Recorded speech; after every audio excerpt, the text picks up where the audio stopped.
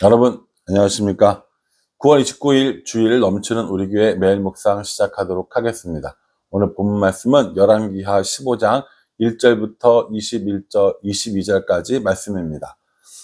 매일 묵상을 계속 하시면서 북이스라엘의 왕들과 남유다의 왕들을 보면서 아마 여러분들도 느끼시는 게 있을 거라고 생각이 들어요.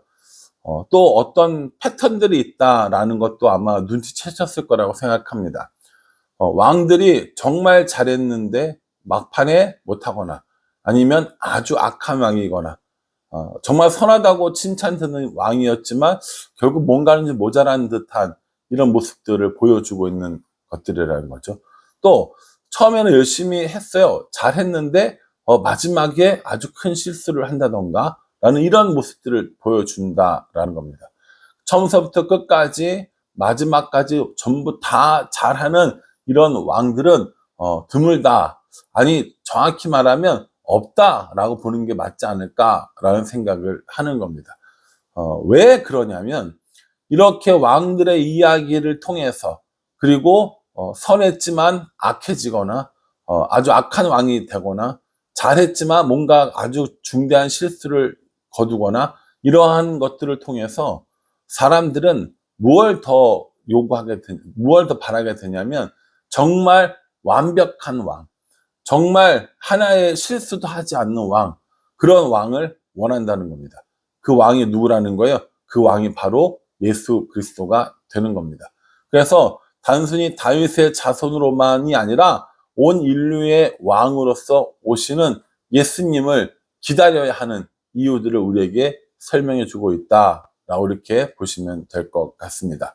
오늘도 유다의 왕과 그리고 북이스라엘의 왕이 나오는데 그 사람들은 어떤 일을 했는지 한번 살펴보면서 그들을 통하여서 결국 우리가 기다려야 할 분은 예수님이다 라는 사실을 깨닫는 시간이 되었으면 좋겠습니다. 1절 말씀 보겠습니다.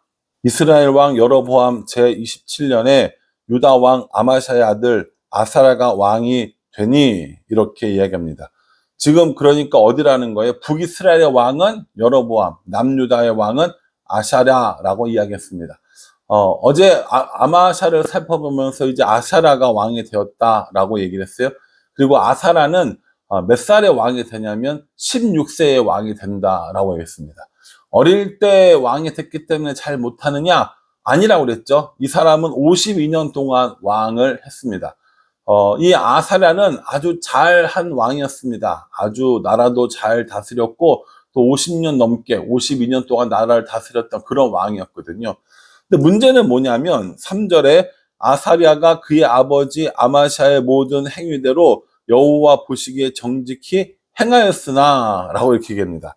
그렇게 행하였으나 못한 게 하나 있는데 산당을 제거하지 못했다라는 겁니다.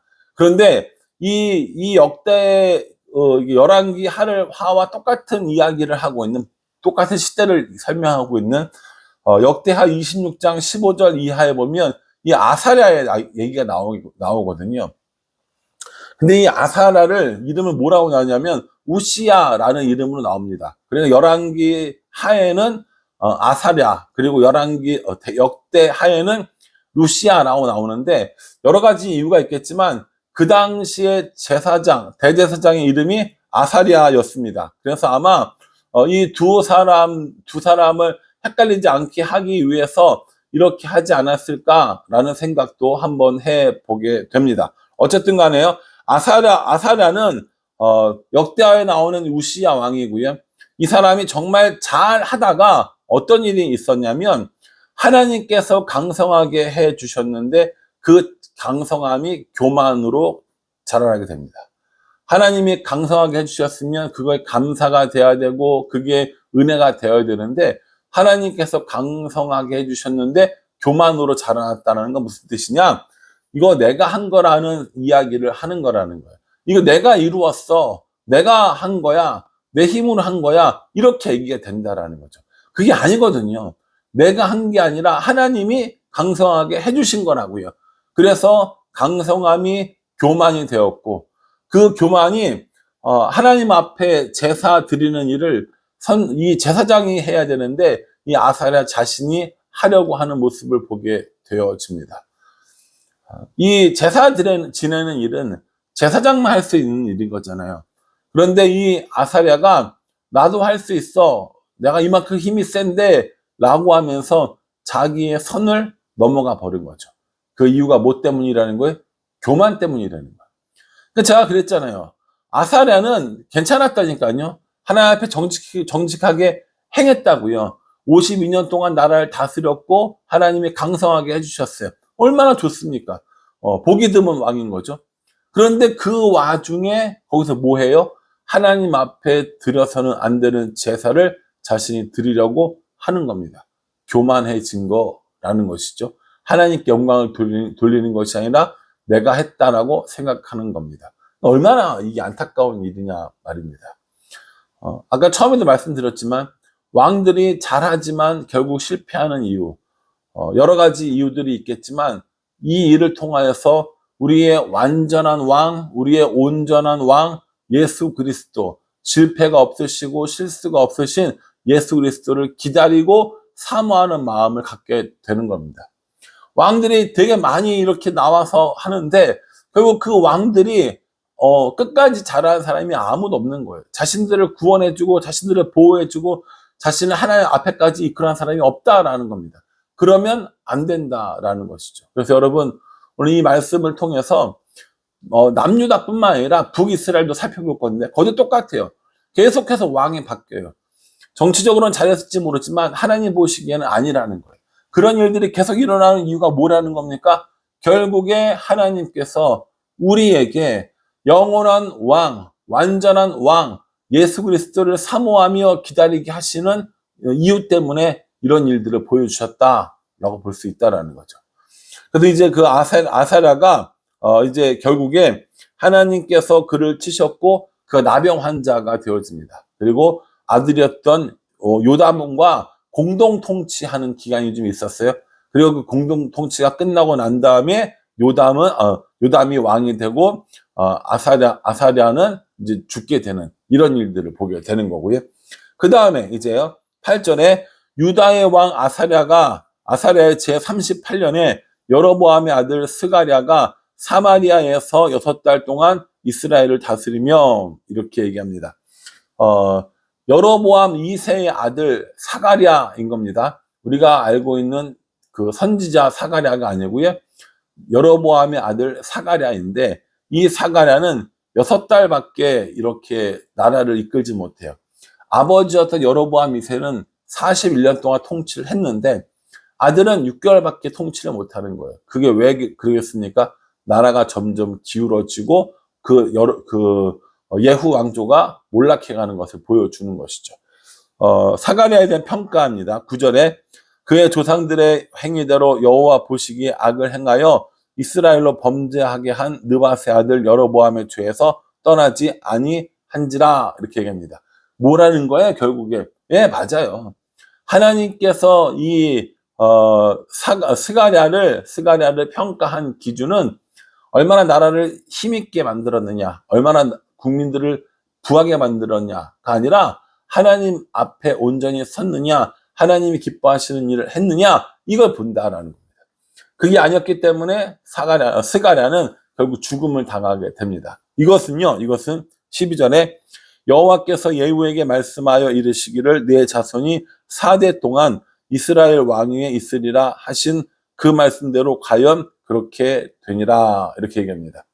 예후에게 이야기해 준 건 예후를 빼고 4명의 왕들이 통치하게 될 것이다 라고 얘기했는데 그렇게 되었다라는 것을 이야기하고 있습니다.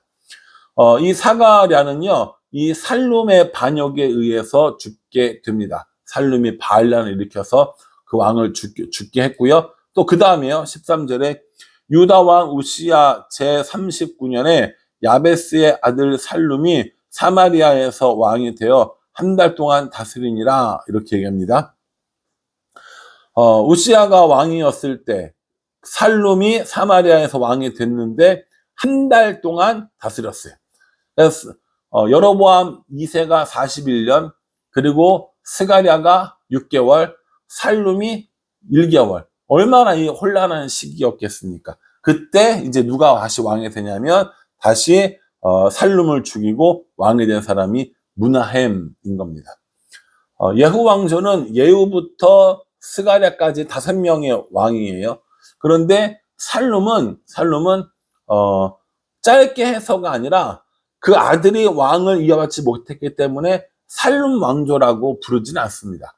그러니까 예후 왕조 다음에는 그냥 살룸 한 명 있는 거고, 그 다음에 므나헴이 왕이 되고 므나헴의 아들 부가히야가 왕이 됩니다. 그렇기 때문에 이 부가히야까지 해서 므나헴 왕조라고 부르는 것이죠. 그러니까 이 이스라엘에는 총 5개의 왕조가 있다고 그랬어요. 여로보암 왕조, 여로보암 1세죠. 여로보암 왕조가 있었고, 바하사와 나답, 여로보암, 나답, 바하사, 엘라. 그렇죠.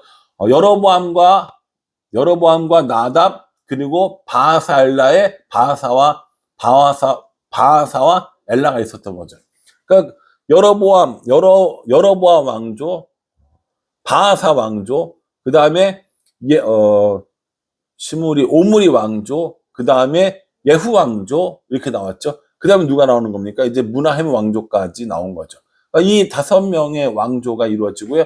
나머지 사람들은 왕위에 올랐으나 그들을 왕조라고 부르지 않는다라는 겁니다. 이 므나헴 시대에 하나님 앞에 악을 행했고, 아수르 왕이 와서 그 땅을 쳤습니다. 그 아수르 왕의 이름이 뭐냐면 불이라고 되어 있습니다. 그리고 아수르 왕을 달래기 위해서 얼마를 쓰냐면 은 1000달란트를 주는 거예요. 은 1000달란트를 줌으로 인해서 어떻게 해요? 이스라엘 백성들, 그 아수르의 그 왕을 달래는 모습을 보여주는 거죠. 근데 그나마 왕이 돈이 있는데 주기 싫었는지, 아니면 나라에 돈이 없었는지 모르지만 부자들을 강탈했다고 했습니다. 20절에요. 그 은을 이스라엘 모든 큰 부자에게서 강탈하여 각 사람에게 은 50세겔씩 내게 하여 아수르 왕에게 주었더니, 이에 아수르 왕이 되돌아가 그 땅에 머물지 아니하였더라 라고 합니다. 아수르가 침공하기 시작하는 거예요. 이번에는 돈으로 막았습니다. 그게 누구냐면 므나헴이고요. 므나헴이 죽고 난 다음에 그 다음에는 부가히야가 대신하여 왕이 되었다라고 이야기합니다. 북쪽의 왕들의 이야기가 쭉 흘러나오고 남쪽의 왕들의 이야기가 쭉 흘러나오고, 그 두 왕들의 이야기가 계속되어지는 것이 열왕기 하라고 보시면 돼요. 아마 지금까지 신앙생활 하시면서 므나헴이 누구고 부가히야가 누구고 또 아사라가 누구고 요담이 누구고 많이 안 들어보셨을 거라고 생각을 하거든요.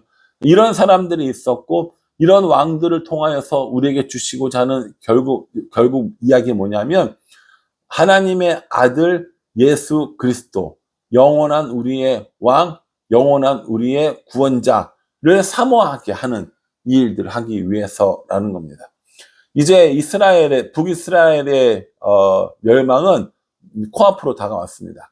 남유다도 마찬가지이긴 하지만 남유다는 조금 더 있어야 되니까요.